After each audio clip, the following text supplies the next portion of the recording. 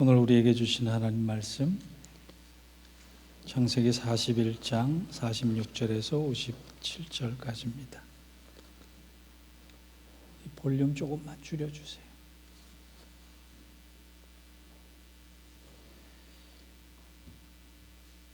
받들어서 교독합니다. 요셉이 애굽 왕 바로 앞에 설 때에 30세라. 그가 바로 앞을 떠나 애굽 온 땅을 순찰하니 7해 풍년에 토지 소출이 심히 많은지라. 요셉이 애굽 땅에 있는 그 7년 곡물을 거두어 각 성에 저장하되 각 성읍 주위의 밭에 곡물을 그 성읍 중에 쌓아두매 쌓아둔 곡식이 바람 모래같이 심히 많아 세기를 그쳤으니 그 수가 한이 없었음이더라. 흉년이 들기 전에 요셉에게 두 아들이 나되 곧 온의 제사장 보디베라의 딸 아스닷이 그에게서 낳은지라. 요셉이 그의 장남의 이름을 므낫세라 하였으니 하나님이 내게 모든 고난과 내 아버지의 온 집을 잊어버리게 하셨다 하니요. 차남의 이름을 에브라임이라 하였으니 하나님이 나를 내가 수고한 땅에서 번성하게 하셨다 함이었더라. 애굽 땅에 7해 풍년이 그치고 요셉의 말과 같이 7해 흉년이 들기 시작하매 각국에는 기근이 있으나 애굽 온 땅에는 먹을 것이 있더니 애굽 온 백성 양식을 구하는지라. 바로가 모든 애굽 백성에게 이르되 요셉에게서 가서 그가 온 지면에 기근이 있음에 요셉이 모든 창고를 열고 애굽 백성에게 팔세. 애굽 땅에 기근이 심하며 각국 백성도 양식을 사려고 애굽으로 들어와 요셉에게 이르렀으니 기근이 온 세상에 심함이었더라. 아멘.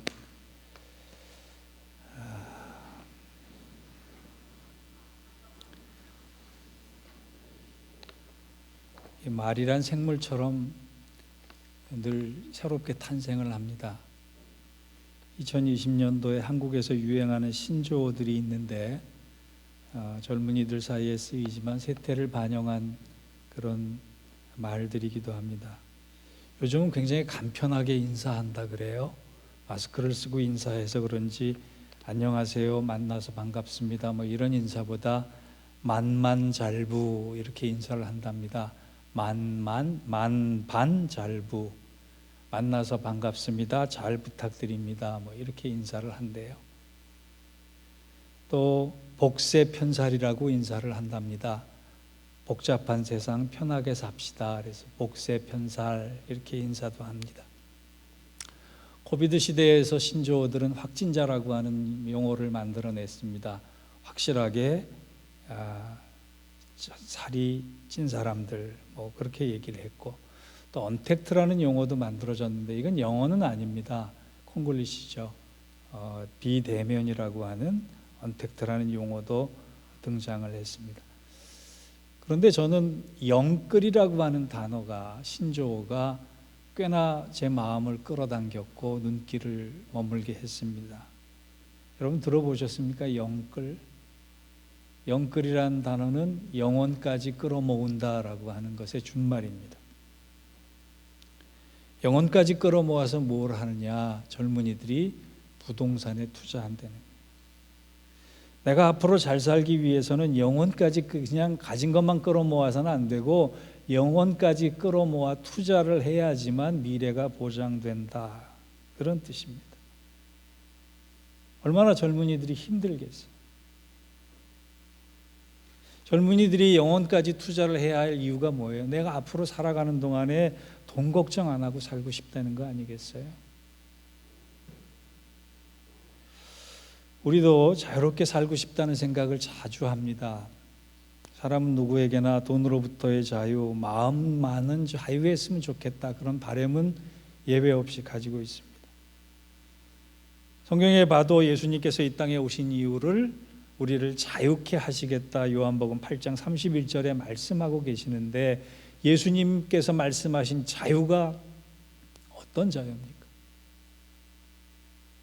우리는 늘 매여 삽니다. 속박돼 삽니다.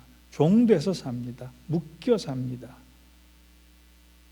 그런데 예수님께서 말씀하신 자유는 경제적인 자유, 정치적인 자유, 그런 자유가 아니라 진리 안에서의 자유. 다른 조건이 다 허물어져도 내가 진리 안에 머물면 자유한 인생이 될 수 있다. 요셉을 향해서 예수님의 예표다, 이런 얘기를 여러분 들어보셨을 거예요. 요셉은 실제로 자유한 삶을 살았습니다. 그는 영성이 대단한 사람이에요. 그가 꽃길만 걸어서 영성이 대단한 사람이라는 것이 아니라 고난과 현실과 자기를 묶으려고 하는 그 엄청난 조건 앞에 매이지 않고 자유한 삶을 살았다. 여러분, 요즘 자유하십니까? 이 가을에 우리가 자유한 영혼, 자유한 영성을 좀 가졌으면 하는 바람으로 요셉에게서 3가지를 배우기를 원합니다. 첫째, 요셉에게서 배울 영성의 첫 단계는요, 자기 비움이. 이걸 헬라어로 케노시스라고 합니다. 케노시스.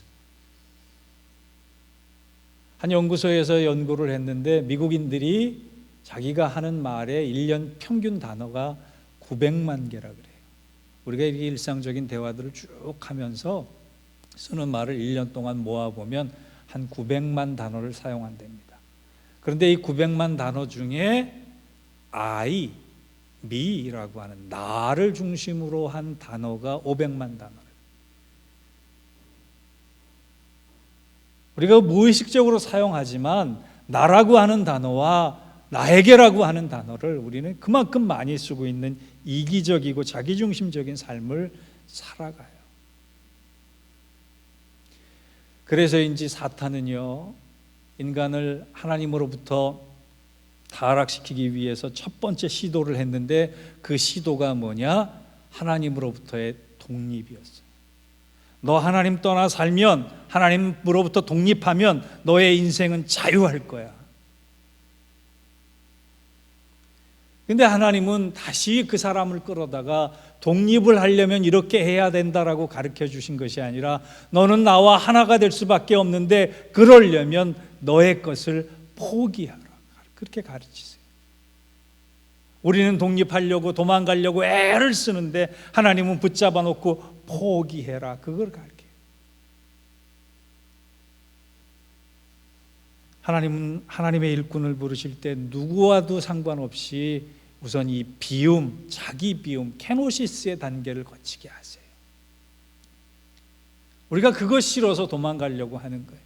나를 못 비우고 나를 못 버리니까 도망가려고 하는 거예요. 도망가면, 독립하면 인생이 행복해질 거라고 생각을 하는데 그렇지 않습니다. 예수님의 수제자 베드로가 마지막에 예수님 사명 맡기시기 전에 무슨 체험을 하게 하십니까? 밤새 배를 가면서 고기 잡으려고 노력하잖아요. 하나님, 주님 그 허락하지 않으시고 밤새 헛금을질을 한 베드로에게 오른쪽으로 가서 깊은 곳에 물을 던져라, 그물을 던져라.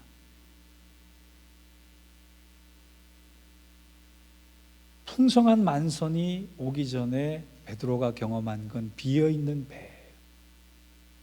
예수님께서 기적을 베푸실 때 전제 조건은 빈 그물이었고 빈 들이었고 빈 항아리였고 빈 배였고 빈 그릇일 때가 많았어요. 우리가 우리를 버리지 못하면 이 케노시스의 단계를 거치지 못하면 영성이 풍성해질 수가 없는 것입니다.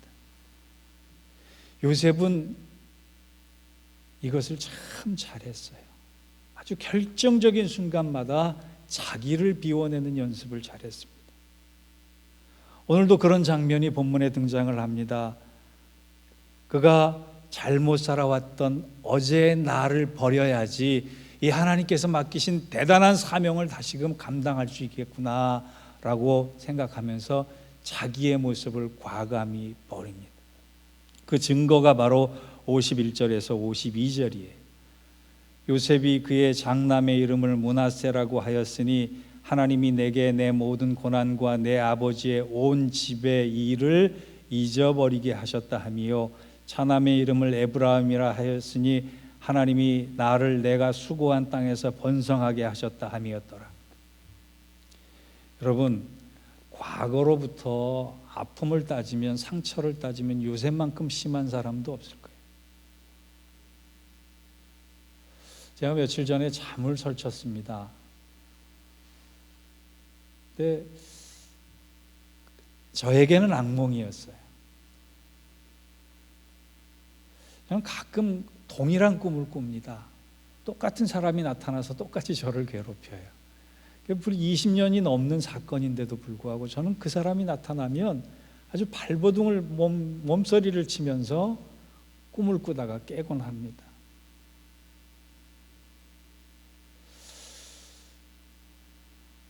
되게 허탈해요. 그러다가 며칠 전에는 그 꿈을 또 꾸고 나서 그 사람을 또 만나고 나서 하나님 앞에 회개 기도했어요. 아, 내가 아직도 과거에 나에게 묶여 있구나. 하나님 그 사람 용서하라고 하시는구나. 내가 아직 그 집착을 못 버리고 그 용서가 안 되니까 꿈에라도 나타나서 해결하려고 하나님께서 자꾸 말씀하시는구나. 여러분, 우리가 과거에 매이기 시작하면 앞으로 나아갈 수가 없어요. 어제의 내 모습을 그대로 가지고 있으면 하나님의 충만한 은혜가 내게 임할 수가 없는 거예요. 요셉은 지난날의 아픔, 지난날의 실수, 지난 과거, 상처, 누명, 배신, 괴로움, 이 모든 것 잊어버리고 하나님이 나에게 맡기신 새로운 날, 새로운 사명을 감당하겠다. 그래서 므낫세라고 하는 첫 번째 아들의 이름을 진 거예요. 잊어버리겠다. 그리고 두 번째, 잊어버리기 때문에 새 출발을 해서 하나님은 나에게 창성케 하는 은혜를 주신다.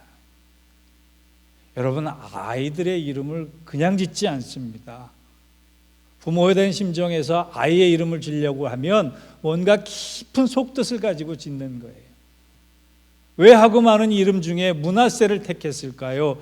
요셉은 자기를 비워야 했기 때문에, 자기를 비워야지만 하나님의 새로운 은혜와 하나님의 새로운 날이 채워짐을 알았기 때문이에요. 여러분, 이 가을에 낙엽이 자기를 버리고 나무를 살리는 것처럼 어제의 나의 모습, 어제의 내 잘못된 신앙의 습관들, 행동들, 말, 기억, 미련, 가치관, 상처, 아픔, 관계, 이런 것을 다 기도 중에 버릴 수 있게 되기를 바랍니다. 장로님 기도하셨지만요, 코로나가 우리에게 뜻하는 것은 하나님께서 이제 비워라. 너희들의 가슴 속에 가득 차 있는 그 헛된 것들, 잘못된 것들, 우상처럼 붙들고 있는 것들을 버리고 비워라.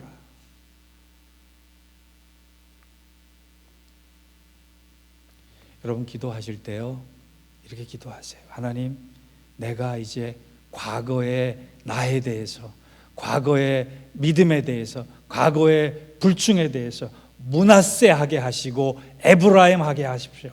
하게 해달라고 그렇게 기도하세요.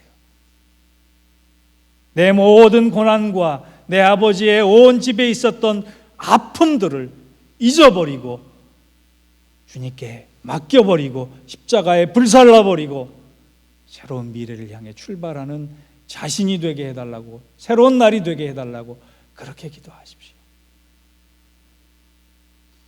이 가을에 여러분의 영성이 깊어져서 모든 상처와 아픔들이 새롭게 되는, 므낫세 되고 에브라임 되는 은혜와 축복이 우리 모두에게 함께하기를 주의 이름으로 축원합니다. 두 번째, 요셉에게서 배울 영성의 단계는요, 하나님의 채움이에요. 이걸 헬라어로 플레로스라 그래요.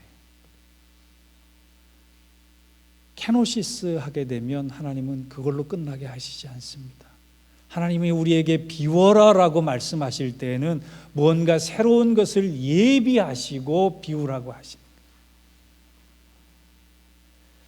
한국인이요, 하루 평균 3시간 40분을 핸드폰을 본다 그래요. 우리보다 더 보는 것 같아요. 한국인의 문자 전송이 하루에 4억 9천만 건이라고 합니다. 엄청난 양이에요.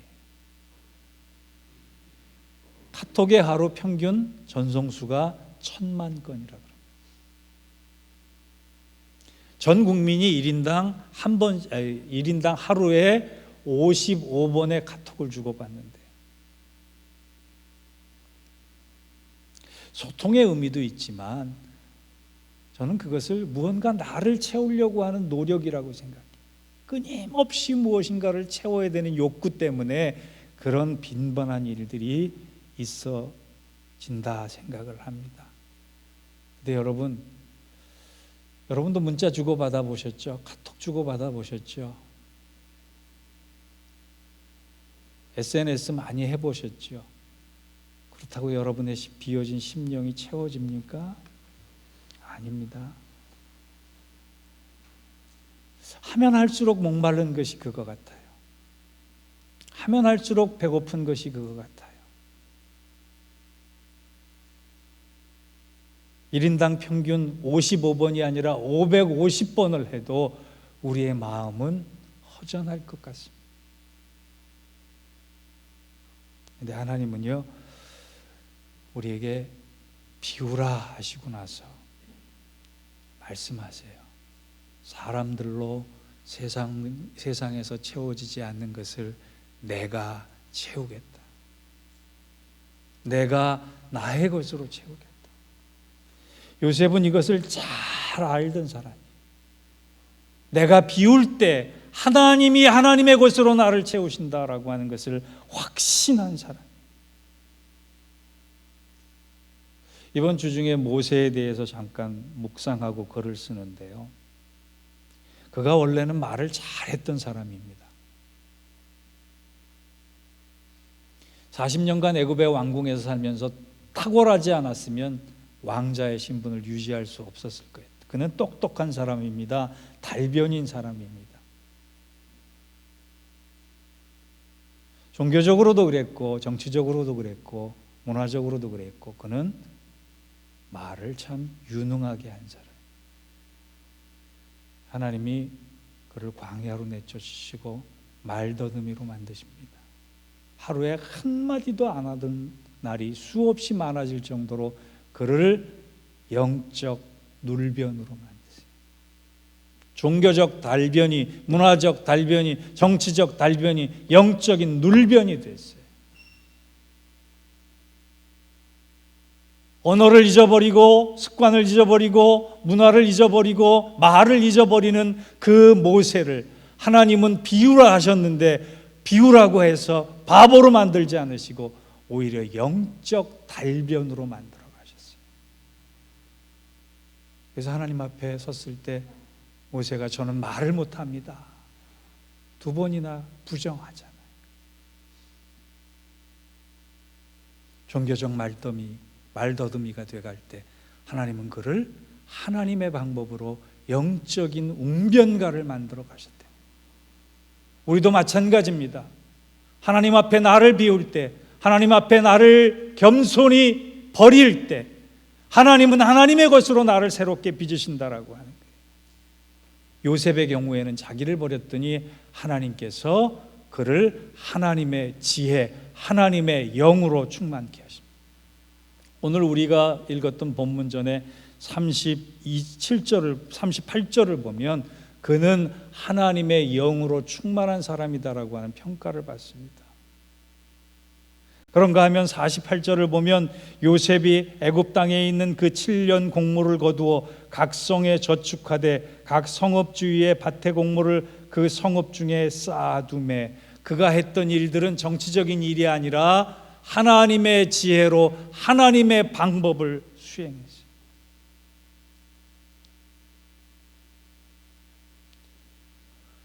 그가 그토록 위대한 지도자가 될 수 있었던 것은 하나님의 영으로 하나님의 지혜로 충만해져서 하나님의 방법을 살았기 때문에. 여러분, 제가 여러분에게 질문 하나 할 테니까 마음속으로 대답해 보세요. 나에게 하나님은 뺏어가시는 분인가, 채워주시는 분인가? 마음속으로 대답해 보세요. 하나님은 나에게 뺏어가시는 분인가, 채워가시는 분인가?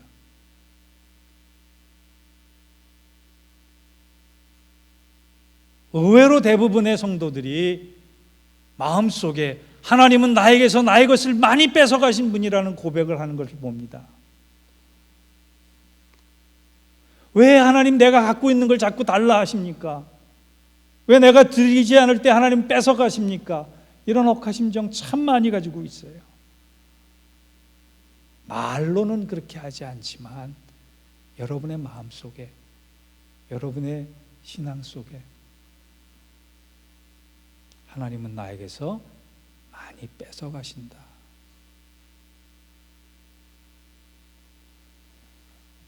여러분, 성경은요, 하나님 뺏어가시는 분이라고 하신 적이 한 번도 없어요. 하나님은 늘 채워가시는 분이세요. 오늘 여러분의 신앙이 그것을 믿으실 수 있기를 바랍니다. 요셉처럼 자기를 버릴 때, 자기를 비울 때 하나님의 영과 하나님의 지혜가 채워졌듯이 여러분, 내가 이전과는 다르게 살겠다라고 하는 귀한 결단을 가지고 어제의 나를 버릴 때 하나님의 임재, 성령의 충만, 믿음의 부요함, 먹을 것, 입을 것, 쓸 것을 다 하시고 채우시는 여호와 일의 하나님의 놀라운 손길이 여러분의 삶과 가정 속에 임하기를 주의 이름으로 축원합니다. 세 번째, 요셉에게서 배울 영성의 마지막 단계는 변화된 자신의 나눔이에요. 나눔. 비움, 채움, 나눔. 우리 그리스도인들은 채움으로만 끝나서는 안 되는 사람들. 나눔, 이것을 헬라어로 코이노니아라고 합니다. 케노시스, 플레로스, 코이노니아. 요셉이요, 국무총리가 된 다음에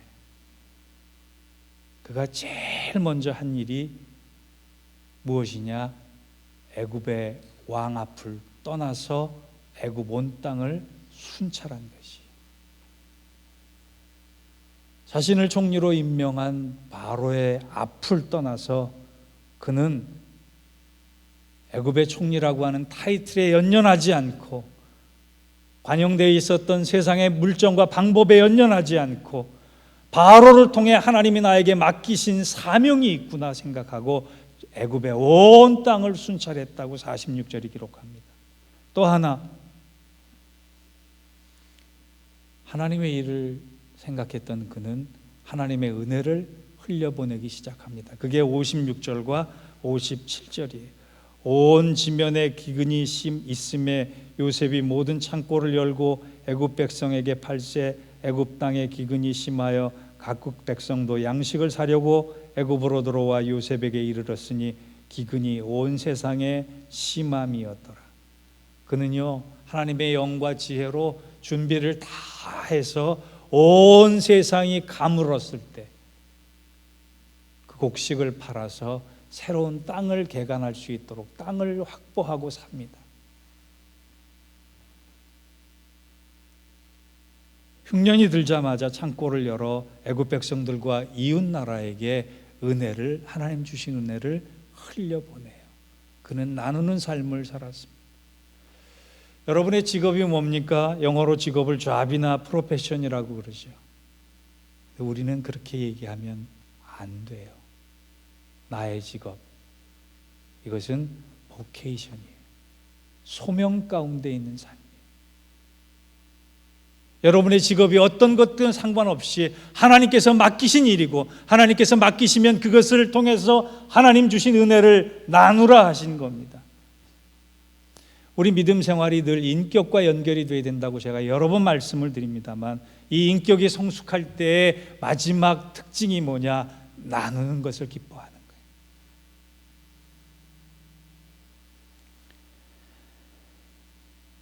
팬데믹으로 우리의 마음과 몸과 가정과 또 형편들이 어려울 수 있습니다.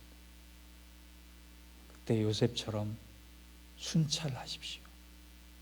믿음의 눈을 들어 우리 형제와 자매와 이웃 가운데 어려운 사람은 없나 살피시기 바랍니다.